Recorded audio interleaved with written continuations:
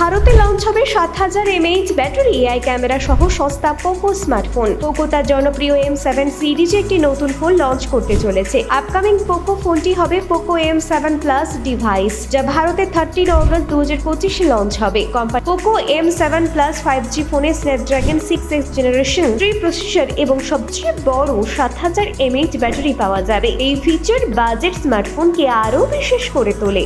Qualcomm Snapdragon 6S generation 3 প্রসেসরে চলবে।